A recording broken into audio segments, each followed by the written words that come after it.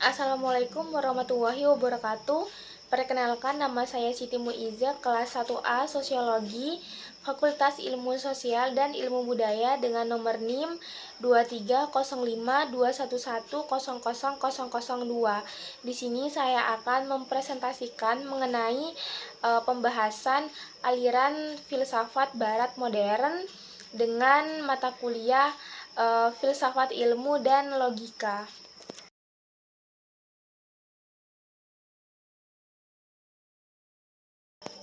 Di sini terdapat 4 aliran besar yang mewarnai filsafat modern ini. Yang pertama adalah aliran rasionalisme, yang kedua empirisme, yang ketiga kritisisme, dan yang keempat positifisme. Yang pertama adalah rasionalisme. Bagi aliran ini, mereka berpendapat bahwa pengetahuan itu diperoleh hanya dari rasio atau kesadaran kita, bukan berasal dari kenyataan material yang ada di luarnya. Jadi, bagi kalangan rasional ini, yang namanya pengetahuan itu asalnya adalah rasio, bukan benda-benda material yang kita lihat. Jadi kenyataan-kenyataan material itu tidak memberikan sumbangan kepada pengetahuan. Yang memberikan atau yang memegang kendali terhadap pengetahuan manusia itu adalah rasio. Mengapa mereka memiliki pemahaman seperti itu? Karena para filsuf rasionalis memiliki pandangan bahwa sumber pengetahuan itu adalah pikiran kita, karena mereka memiliki istilah bahwa aku berpikir maka aku ada, yang dipopulerkan oleh bapak filsafat modern, Bapak René Descartes. Dia beranggapan bahwa kesadaran kita itu melukiskan kenyataan di luar kesadaran itu sendiri. Dengan cara kita menyadari kesadaran kita, objek-objek yang lain di luar diri kita itu terkendali lewat dengan cara kita berpikir tentang diri kita, yang artinya bagi mereka subjek atau kesadaran itu dipandang sebagai fondasi dari pengetahuan. Jadi bagi kalangan rasionalis, sumber pengetahuan itu berupa akal budi. Adapun tokoh dari aliran rasionalisme ini yaitu bapak filsafat modern René Descartes dan 3 tokoh filsuf lainnya. Nah, keempat tokoh inilah sebagai pembesar aliran rasionalisme filsafat modern. Aliran yang kedua adalah empirisme. Berbeda dengan rasionalisme yang bersumber dari akal budi atau rasio, dalam empirisme ini justru sebaliknya, mereka menggugat itu. Karena bagi empirisme, pengetahuan yang sahih atau pengetahuan itu sumbernya bukan berasal dari akal budi, bukan dari kesadaran, tetapi dari pengalaman. Salah satu tokoh empirisme mengatakan bahwa ide-ide bawaan yang dipercaya kalangan rasionalis itu adalah anggapan yang tidak terbukti dalam kenyataan. Kalangan rasionalis percaya bahwa dalam otak manusia itu ada yang namanya ide-ide bawaan yang sudah sejak lahir itu ada di dalam pikiran manusia. Anggapan ini disampaikan oleh John Locke. Itu tidak terbukti. Pengalaman-pengalamanlah yang membuat kepala kita ada yang namanya akal. Jadi orang lahir menurut John Locke itu lahir dalam keadaan kosong, baru setelah mereka atau anak kecil atau mereka semua manusia itu lahir di dunia, lalu berinteraksi, mengalami pengalaman-pengalaman indrawi akan sesuatu di luar kita, barulah di situ kemudian muncul dalam pikiran kita akan pengetahuan-pengetahuan atau kesan-kesan, yang artinya sumber pengetahuan itu bukanlah akal budi bawaan sebagaimana yang dibayangkan oleh kalangan rasionalis tadi, tetapi sumber pengetahuan itu adalah kesan-kesan yang dialami oleh panca indera kita akan data-data empiris tadi.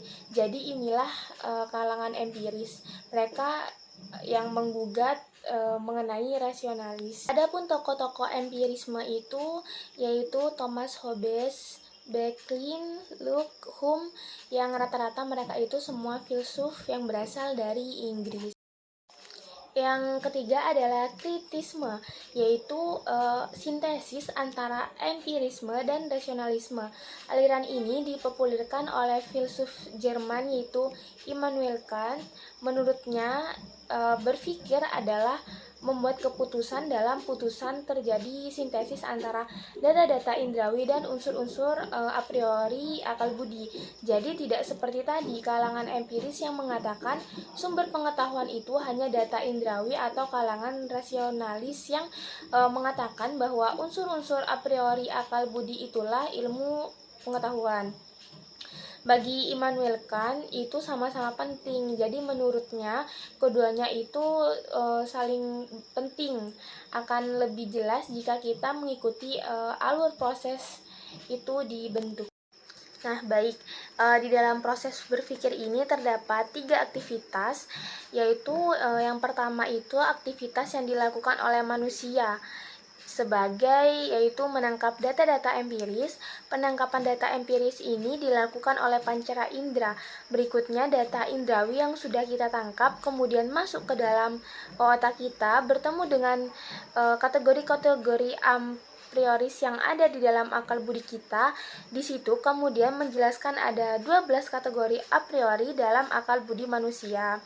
Lalu aktivitas yang kedua yaitu dalam mengambil putusan ada sintesis antara data-data indrawi dan kategori akal budi.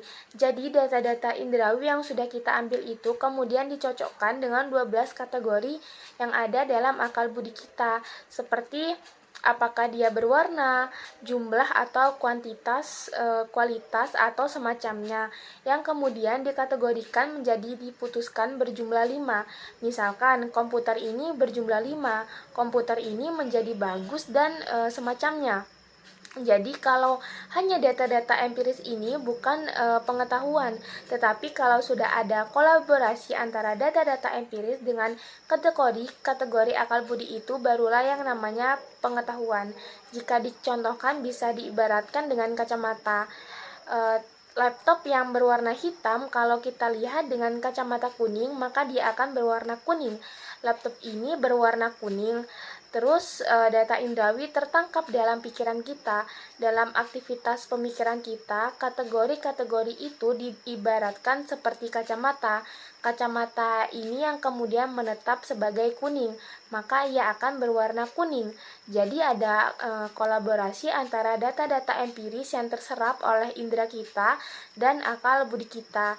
Inilah proses berpikir, proses pengetahuan yang menurut Immanuel Kant, dan ini mendamaikan antara rasionalisme dan empirisme yang kemudian hari dikenal dengan kritisisme. Nah, yang keempat itu ada positivisme. Di dalam pandangan ini yang ilmiah hanyalah sesuatu yang faktual, yang berdasarkan pada kenyataan saja. Salah satu tokohnya adalah Auguste Comte. Secara spesifik, Auguste Comte memperkenalkan sejarah perkembangan pengetahuan. Yang pertama, dia mengatakan bahwa mulanya manusia itu melalui teologis mencari sebab terakhir di belakang peristiwa alam dan menemukannya di dalam Tuhan atau dewa-dewa. Pendekatan seperti ini menurut Auguste Comte itu adalah pendekatan teologis, model pengetahuan teologis, karena ia mengembangkan tiga tahap di dalam ini, maka di tahap inilah yang disebut sebagai tahap anak-anak. Yang kedua adalah metafisis. Kalau teologis mencari sebab terakhir bermuara kepada Tuhan dan dewa-dewa, kalau tradisi pengetahuan metafisis ini, sebab terakhir itu ditemukan di dalam abstraksi metafisik yang bisa disebut causa prima dan lain-lainnya. Dan ini dalam proses ini terjadi secara prosesnya yang rasional. Dan perkembangan manusia menurut Auguste Comte ini adalah tahap remaja. Terakhir, yang ketiga, masuk di era yang namanya pengetahuan bersifat positif. Di sini sebab peristiwa alam itu didasarkan pada data-data indrawi atau fakta yang diperoleh lewat observasi. Dari sini kemudian tahap terakhir dari perkembangan manusia yang disebut sebagai tahap dewasa. Jadi jika kalau manusia ingin dianggap manusia biasa, itu harus berpengetahuan positif menurut Auguste Comte. Jadi pengetahuan puncak dari manusia mestinya adalah positif. Pengetahuan yang didapat dari proses observasinya disinilah kemudian dan membayangi pengetahuan kita sampai sekarang yang menyatakan bahwa yang ilmiah belum tentu adalah data yang berdasarkan fakta indrawi. Di sini dianggap yang menjadi ciri khas modern bahwa pengetahuan dianggap sebagai pengetahuan yang objektif. Nah, jadi seperti itu ya teman-teman, dan mohon maaf jika ada penyebutan terkait tokoh yang kurang sesuai dengan ejaannya. Saya ucapkan mohon maaf yang sebesar-besarnya dan terima kasih. Wassalamualaikum warahmatullahi wabarakatuh.